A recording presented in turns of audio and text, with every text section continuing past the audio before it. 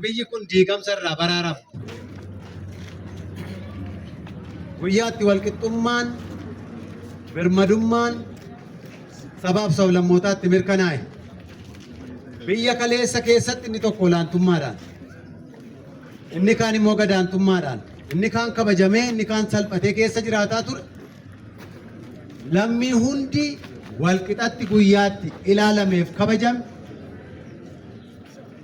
Walqixa biyya kana keessatti hirmaatee biyya kana akka ijaaru ta'e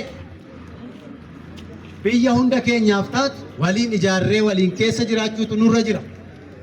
Ejjennoon jedhamu jalqabaa ifti isaa guyyaatti ba'e waan ta'eef guyyaa har'aa kana jalbultii Bitootessa 24 addanatti magaala Dambidollootti agarsiisa garaagaraatiin yeroo kabajnu nuyi saba Oromootiif uummata sabaaf sablammii biyya keenyaatiif kabajaaf beekamtii guddaa guyyaa kanaa kennuutu nurraa eegama.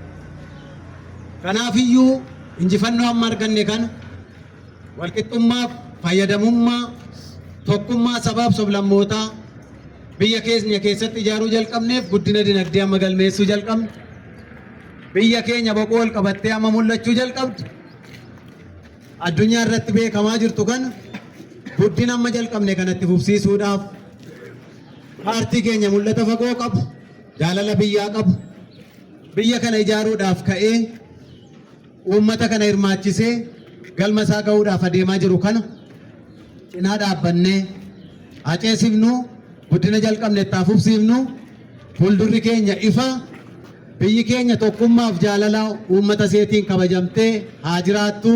Galatoomaa ulfaadhaa.